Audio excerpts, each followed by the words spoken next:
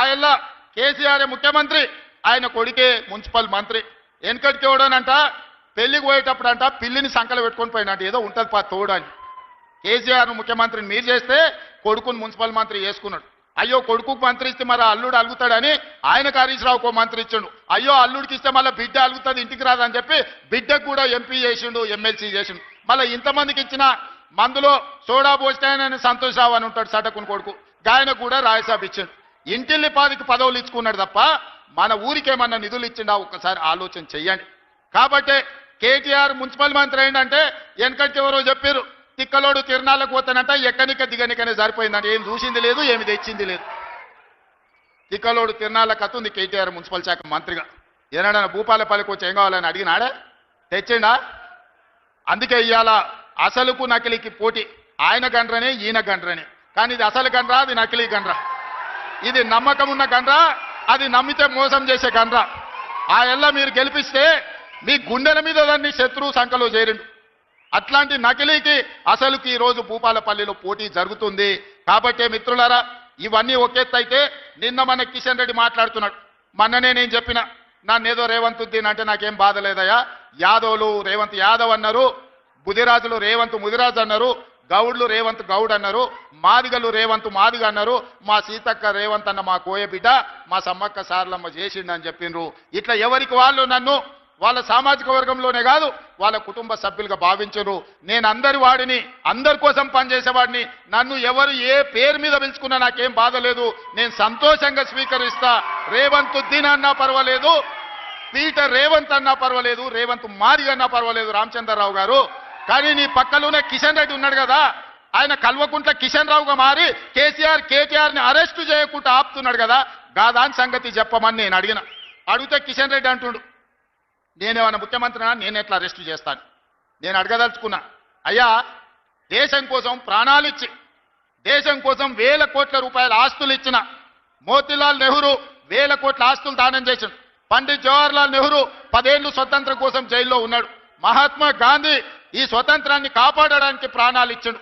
ఇందిరాగాంధీ ఈ దేశం కోసం రక్తం చిందించింది. రాజీవ్ గాంధీ ఈ దేశాన్ని సమైక్యంగా ఉంచడానికి ఈ రోజు ఆత్మ బలిదానం చేసుకొని ఒక వీరుడుగా ఈ రోజు పని చేస్తున్నాడు. అలాంటి వారసత్వం వేల కోట్ల ఆస్తులను పేదల కోసం దానం చేసిన సోనియా గాంధీ, రాహుల్ గాంధీ గారిని సిబిఐ కేసుల పేరు మీద, ఈడీ కేసుల పేరు మీద రోజుల కొద్దీ ఢిల్లీ వీధుల్లో నడిపించి సర్వం త్యాగం చేసిన గాంధీ కుటుంబాన్ని అవమానించిన సిబిఐ, ఈడీ మీది కాదా, మీ మోడీది కాదా అని నేను అడుగుతున్నా. ఈ తెలంగాణ రాష్ట్రం ఇచ్చిన తెలంగాణ తల్లిని ఈడీ కేసులు పెట్టి ఆడబిడ్డను ఈ రోజు మానసిక క్షోభకు గురి చేస్తున్నారు. మీకు ఉసురు తలగదా మోడీ గారిని, కిషన్ రెడ్డిని నేను అడుగుతున్నా. ఇవాళ కన్యాకుమారి నుంచి కశ్మీర్ వరకు మండు టెండల్లో మంచు కొండల్లో 4000 కిలోమీటర్లు 150 రోజులు నడిచి ప్రతి పేదవాడి సమస్యను తెచ్చుకున్న, ప్రతి పేదవాడి గుండెను, ప్రతి పేదవాడి గూడాన్ని తలుపు తట్టిన రాహుల్ గాంధీని ఈడీ సిబిఐ కేసులతో వేధిస్తున్నారు కదా. మోడీ గారి దగ్గర ఉన్న ఈడీ సిబిఐ గాంధీ కుటుంబాన్ని వేధించడానికి ఉపయోగించినప్పుడు ఈ రోజు కూలేశ్వరం అయిపోయింది, పక్కనే ఉంది.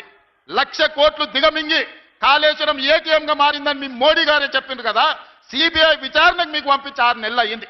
ఎవడట్టుకున్నాడు? ఫార్ములా ఈ కార్ రేసులో ఈడీ కేసుకు పంపించి 6 నెలలు అయింది. ఇవాళ కేటీఆర్ని ఎందుకో పిలుస్తలేరు? ఇవాళ కాళేశ్వరంలో కేసీఆర్ను, హరీష్ను కాపాడుతున్నది మీరు కాదా? ఫార్ములా ఈ రేసులో కేటీఆర్ను కాపాడుతున్నది మీరు కాదా? మరి ఎందుకు ఆ సిబిఐ, ఈడీ ఈరోజు కేసీఆర్, హరీష్, కేటీఆర్ను విచారణ కూడా పిలిపిస్తలేరు, అరెస్టు చేసి లోపల పెడతలేరంటే కిషన్ రెడ్డి గారు నల్లికుట్ల మాటలు మాట్లాడుతున్నారు. నాకేం తెలుసు, నేనెట్లా చేస్తాను? సోనియా గాంధీ గారిని, రాహుల్ గాంధీ గారిని మీ మోడీ గారు మీరు ఈడీ సిబిఐలతో వేధించవచ్చు, కానీ మీ చీకటి మిత్రుడు, మీ ఫెవికాల్ బంధం, మీ బీఆర్ఎస్ నాయకులను మాత్రం కేసీఆర్, హరీష్, కేటీఆర్ను, ఈ శుక్రాచార్యుణ్ణి, మారీచుని, సుబాహుడు రాక్షసులను మాత్రం మీ మోడీ పిలువడా? ఎందుకు కంచేసి కాపాడుతున్న కిషన్ రెడ్డి అని నేను అడుగుతున్నా. అందుకే కిషన్ రెడ్డిని ఇప్పటి నుంచి కు అనే సమస్యనే లేదు. కేసీఆర్, హరీష్, కేటీఆర్ని అరెస్టు చేసే వరకు కిషన్ రెడ్డి పేరు కల్వకుంట్ల కిషన్ రావుగా పేరు మార్చి కేసీఆర్ కు దొంగపుత్రుడైతే కిషన్ రెడ్డి దత్తపుత్రుడు కేసీఆర్ కు, ఇద్దరు కలిసి కేసీఆర్ దోపిడిని ఈ రోజు కాపాడే ప్రయత్నం చేస్తున్నారు. టెలిఫోన్ ట్యాపింగ్ నిన్న మనం మాట్లాడుతున్నారు. ప్రతిపక్ష నాయకులను వదలలే, హైకోర్టు జడ్జిలను వదలలే, చివరికి జర్నలిస్టులను వదలలే. భార్యాభర్తలు మాట్లాడుకుంటే కూడా ఏం మాట్లాడుకుంటున్నారని విన్న సన్నాసులు ఇంతకంటే దుర్మార్గం ఎక్కడన్నా భూమి మీద ఉంటుందా? ఇంతకంటే పాపాత్ముడు ఎవడన్నా ఉంటాడా? పెళ్ళా మొగుడు ఫోన్లో మాట్లాడుకుంటే కూడా వాళ్ళ మాటలిని, సినిమా తారల మాటలిని, ప్రతిపక్ష నాయకుల మాటలిని, జర్నలిస్టులను జడ్జిలను కూడా బ్లాక్మెయిల్ చేసి, వ్యాపారాలు చేసుకునేటోళ్లను బ్లాక్మెయిల్ చేసి, ఎవరో కాదు బీజేపీ ఎంపీ విశ్వేశ్వరరెడ్డి గారే చెప్పారు, మా ఫోన్లని మా భూములు కొనుక్కున్నోళ్లను బ్లాక్మెయిల్ చేసి కోట్ల రూపాయలు ఎలక్టోరల్ బాండ్స్ వసూలు చేసిండ్రు, మమ్మల్ని బెదిరించి మా దగ్గర కోట్ల రూపాయలు కొల్లగొట్టిందని. టెలిఫోన్ ట్యాపింగ్ ద్వారా బ్లాక్మెయిల్ చేసి కోట్ల రూపాయలు వసూలు చేసుకున్న బీఆర్ఎస్ ను బ్లాక్మెయిల్ రాజకీయ సమితి అని ఈ రోజు నేను అధికారికంగా చెప్పదలుచుకున్నా. ఈ రోజు బీఆర్ఎస్ అంటే బ్లాక్మెయిల్ రాజకీయ సమితి. ఈ బీఆర్ఎస్ వాళ్ళు టెలిఫోన్ ట్యాపింగ్ ద్వారా 100 కోట్ల రూపాయలు ఇవాళ బీఆర్ఎస్ అకౌంట్ లో 1500 కోట్ల రూపాయలు ఎలక్టోరల్ బాండ్స్ ఎవని అబ్బ సొమ్మని నేను అడుగుతున్నా. 1000 కోట్ల రూపాయల ఇవాళ ఆస్తులు, 100 ఎకరాల భూములు వ్యాపారస్తులను బెదిరించి అగ్వసాగ్వకు వాళ్ళ భూములు కొనుక్కున్న మాట వాస్తవం కాదా? గుంజుకున్న మాట వాస్తవం కాదా? మరి ఎందుకు వాళ్ళను తీసి బొక్కలేసే పని మోడీ కిషన్ రెడ్డి చేస్తలేరని నేను అడుగుతున్నా. అందుకే మిత్రులారా, చేసిన పాపాలు ఊరికే పోవు. ఆ పాపాల ఊబిలోనే బీఆర్ఎస్ కూరుకుపోతుంది. ఈ కేసుల నుంచి తప్పించుకోవడానికే మొన్న పార్లమెంట్ ఎన్నికల్లో 8 సీట్లు బీజేపీలను గెలిపించారు. ఇవాళ మున్సిపల్ ఎన్నికల్లో కూడా అదే రకమైన ప్రయత్నం చేస్తున్నారు. అందుకే అప్రమత్తంగా ఉండండి. ముఖ్యంగా కాంగ్రెస్ పార్టీ కార్యకర్తలకు నేను విజ్ఞప్తి చేస్తున్నా, బీఆర్ఎస్ బీజేపీ వేరు వేరు కాదు. బొమ్మ బొరుసు లాంటి వాళ్ళు, బిల్లా రంగా లాంటి వాళ్ళు, వాళ్ళిద్దరు కూడబలుక్కొని ప్రత్యక్షంగా ఒకడు పరోక్షంగా ఒకడు కాంగ్రెస్ పార్టీని ఓడగొట్టాలని, కాంగ్రెస్ పార్టీని దెబ్బతీయాలనే ప్రయత్నం చేస్తున్నారు. అప్రమత్తంగా ఉండాలి. ఈ మున్సిపల్ ఎన్నికల్లో భూపాలపల్లి గడ్డ మీద, వరంగల్ జిల్లా మీద కాంగ్రెస్ పార్టీ జెండా ఎగరేయాలి. మీరు ఎగరేస్తారని సంపూర్ణమైన విశ్వాసం నాకు, నమ్మకం ఉన్నది. దెబ్బకు దెబ్బ కొడతాం, ఎత్తుకు పై ఎత్తేద్దాం. ఎవడు గెలుస్తాడో రేపు మున్సిపల్ ఎన్నికల్లో చూసుకుందాం.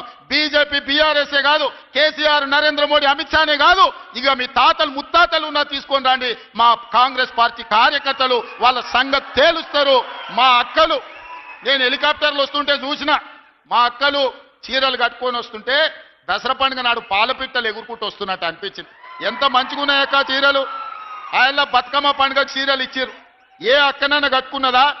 బతుకమ్మ చీర ఇస్తే బాయికాడ పోయి పిట్టలను బెదిరియనికే కట్టిరు మా అక్కలు. అవునా అక్క? ఇవాళ మా అక్కలు ధైర్యంగా ఇంటాయన కూడా అబ్బా మా ఆమె ఎంత అందంగా ఉంది అనుకునేటట్టు ఇవాళ చీరలు కట్టుకొని ఉన్నారు. మీ తమ్ముడు ఈ చీర సారే రూపంలో మీకు పెట్టిండక్క. తప్పకుండా ప్రతి సంవత్సరం పెట్టే బాధ్యత నాది. పండుగ పూట ఆడబిడ్డకు చీర పెడితే 1 కోటి రూపాయల కంటే ఎక్కువగా చూసుకుంటారు. ఆడబిడ్డ గౌరవమే పండుగ పూట చీర.